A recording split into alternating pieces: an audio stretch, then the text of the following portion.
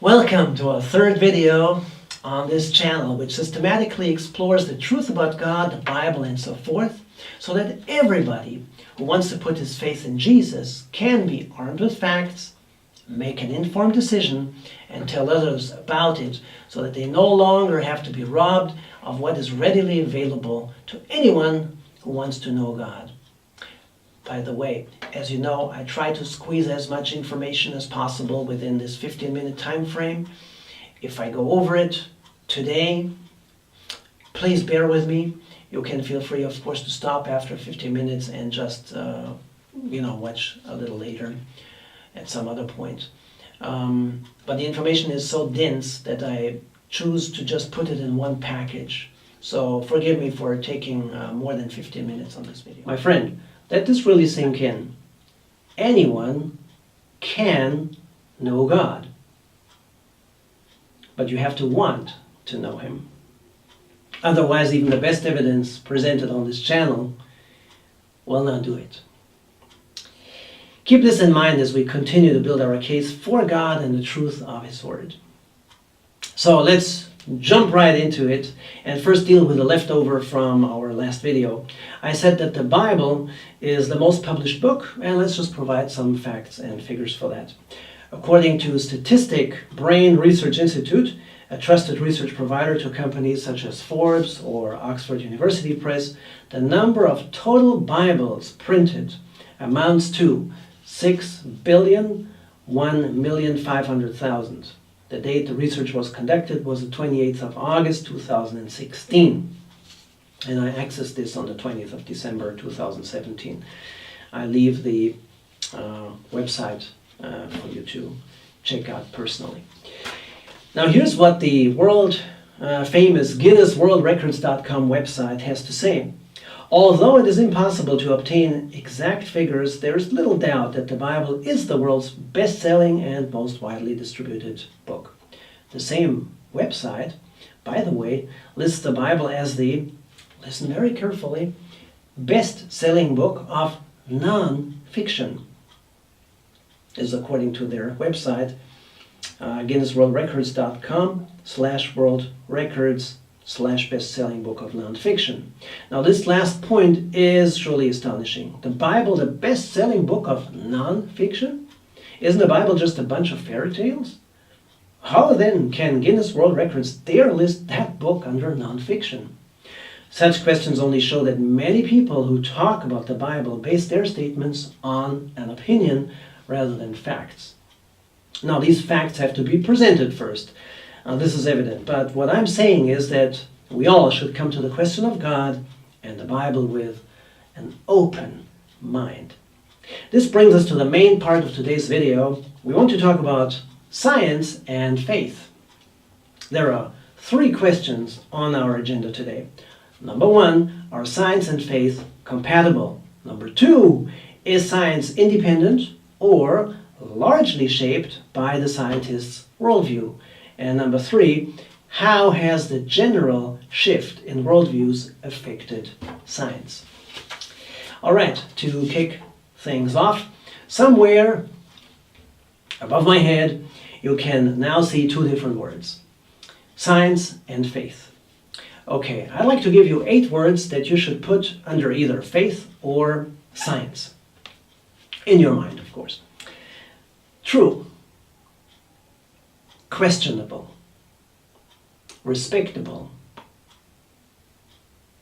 rational, blind, evidence-based, vague, controversial.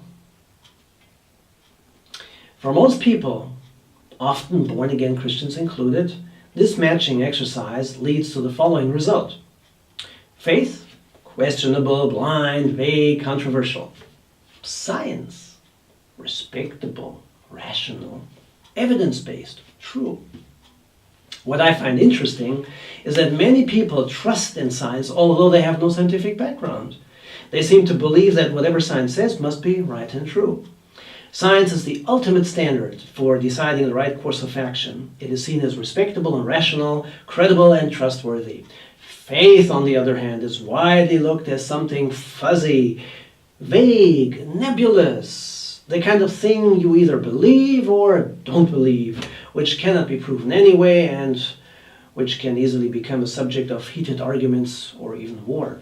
Therefore, it seems to be best to just leave the whole faith matter untouched.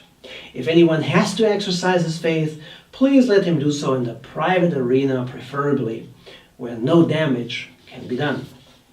Besides, who in this time and age would want to be perceived as an uneducated, pious bigot, a religious radical, which could be really devastating if you happen to be a scientist?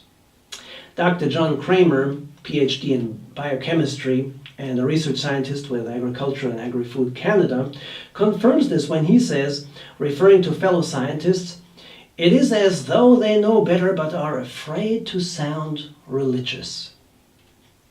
This line of thinking is very common. Therefore, we need to deal with these claims, the biggest being that science is rational and objective. Faith, on the other hand, is irrational, subjective, largely based on myth. Now, here are a few questions for you, my friend. Can a scientist be a believer in God? I mean, is it possible for a scientist to say, because of the data I have, there is no question in my mind that there is a God and this God is so and so? And are there scientists that are ready to defend their faith in God in the same way they defend the correctness of their findings and results in any other subject? The answer to all three questions is a resounding yes. Now, due to the lack of time, let's give at least some evidence here for that answer, taken from that book called In 6 Days, Why 50 Scientists Choose to Believe in Creation, which I can highly recommend. By the way, the first quote that I had by Dr. John Kramer was also taken from that book. Now, here's Dr. Andrew Snelling, PhD in geology. As a geologist, I continue to find scientific investigation of God's world very satisfying and exhilarating because I always discover that ultimately the evidence of God's world agrees with what I read in God's Word. Here's another one. Dr. Nancy Darrow, PhD in botany. Reasoning from the scientific observations and faith in the Bible, I conclude that creation was the result of an intelligent designer. And another one, Dr. George T. Javer, PhD in biochemistry. For the believer, who is also a scientist, the words of the Bible make wonderful sense. Now, these individuals are believers in God and scientists. And let us just add a few more renowned scientists to this list. How about Dr. Francis Collins, an American physician, geneticist, the director of the National Institutes of Health in Maryland, who also headed the Human Genome Project. And by the way, he's got a PhD in physical chemistry. Or how about Dr. John Lennox, who's got a PhD in mathematics and taught for many years at Oxford University? Or how about Dr. Werner Gitt, who's got a PhD in engineering and is the retired head of the Department of Information Technology at the German Federal Institute of Physics and Technology. Now, the list could go on much longer. Now, is this a recent development that highly educated people believe in God? Not at all. Faith in God and being well educated, even employed at a university, was no problem back in the day. Let me give you some evidence for that. In his 1999 book, Restoring America's Christian Education, Stephen McDowell states that by the close of 1860, there were 246 colleges in America. 17 of these were state institutions. Almost every other one was founded by Christian denominations or by individuals who avowed a religious purpose. My friend, that's practically all of them, over 200.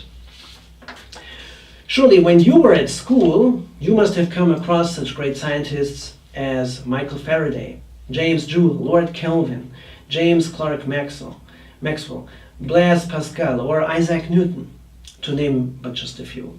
They were firm believers in God. In fact, Sir Isaac Newton, by some regarded as one of the most influential scientists ever, wrote more on God than on physics or mathematics. Take a look at some of the world's leading universities as another piece of evidence for the close connection between faith and science. Princeton's crest still says, in English, "Under the protection of God, she flourishes." Or Harvard University's original motto, adopted in 1692, was "Truth for Christ and the Church," and has only lately been changed to "Truth." And what might be the motto of the oldest university in the English-speaking world, which is no other than Oxford? Well, the motto proudly proclaims, in English, "The Lord is my light." Words taken from the opening of Psalm 27 in the Bible. In a nutshell, science and faith in God have never been opposed to each other. They're absolutely compatible. Today, many people think those two are at odds with one another, but this is actually a fairly recent development, which has had some grave consequences both for science and the people that trust in science. So what exactly happened that so many people today, including many scientists, take it for granted that science and faith are incompatible? Well, a pretty good answer is given in the book John Roberts and James Turner put together. It's called The Sacred and the Secular University, and was published in 2000. Both of them were no Christians, by the way. As historians, they identify perhaps the major driving force for the shift from a faith-based, that is Christian worldview, in science to one that rests on methodological naturalism, which, at least in the US, happened in the 1870s approximately. In order to understand the consequences of this development, we have to roll up our sleeves again and ask, what is naturalism? And also, how has the shift from a Christian worldview to naturalism affected science? Here's what Philip Johnson has to say. He is a law professor at Berkeley University and wrote about this in his book, Darwin on Trial. He says, "Naturalism assumes the entire realm of nature to be a closed system of material causes and defects, which cannot be influenced by anything from outside. Naturalism does not explicitly deny the mere existence of God, but it does deny that a supernatural being could in any way influence natural events, such as evolution, or communicate with natural creatures like ourselves. Scientific naturalism makes the same point by starting with the assumption that science, which studies only the natural, is our only reliable path to knowledge." Most scientists today work from a naturalistic, materialistic vantage point, and often point this out as if it was the most normal and even only thing for scientists to do. Here is a quote. This is from Scott C. Todd, taken from Nature magazine, September 30, 1999 edition. He says, "Even if all the data point to an intelligent designer, such a hypothesis is excluded from science because it is not naturalistic." Do you realize what this means? Since scientists like Newton refer to God in their explanations, they would now, by definition, be no scientists anymore. This is, by the way, not just a silly idea, but this was actually put to the test in a court case,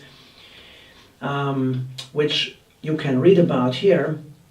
Lorna Lawrence, 1990, statements made in deposition during preparation for the trial of ICR Graduate School versus Honeck and the state of California, where a physics professor from California State University at Long Beach testified, now listen to this, that Newton, Sir Isaac Newton, if he held to his faith-based positions today, quote unquote, would not be recognized as a credible scientist. Is anyone listening? This kind of science has gone so far as to throw out any science that has a different worldview than naturalism and materialism.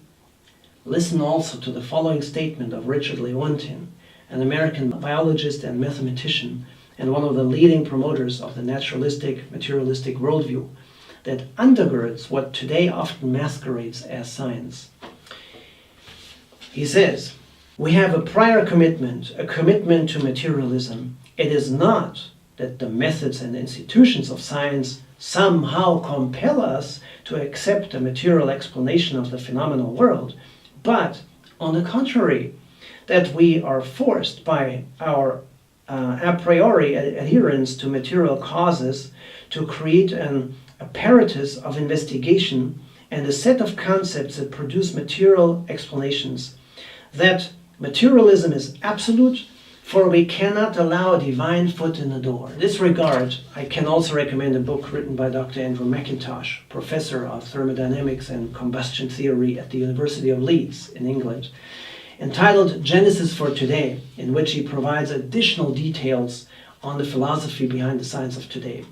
By the way, Professor McIntosh's faith has definitely not been a science stopper, as people subscribing to a naturalistic worldview would like to make us buy into. Just consider the fact that he has published over 195 research papers on aerodynamics, thermodynamics, and other areas. Now, we have reached a very dangerous point in what is usually called science. As Dr. Geoff Downes, PhD in tree physiology, puts it, "It is not a question of science, but the foundational assumptions you take to the data." A fellow scientist, Dr. Elaine Kennedy, PhD in geology, adds this to our discussion today. "It took me several years to learn how to differentiate between data and interpretation. This is such an elementary idea that one could think identifying data would be easy. However, so much of the information we receive is merely the researcher's interpretation without data or alternative views. And even scientists often use interpretations and conclusions to bolster arguments rather than going back to the data for support for ideas." To sum up then, the naturalistic, materialistic worldview holds that everything that exists can and must be explained by physical processes alone, and that only natural laws and forces, as opposed to supernatural ones, operate in the world. Every question we answer must be dealt with by only examining the relationship between material objects and natural forces. My friend, is this true science? In science, work usually begins with a hypothesis, which is then examined by scientific methods that have already been proven to be valid and are generally accepted. If the experimental design is deemed adequate for testing the hypothesis, a series of observations are subsequently made to either verify or falsify the hypothesis. Whatever the outcome, the observations must be repeated and confirmed by other scientists.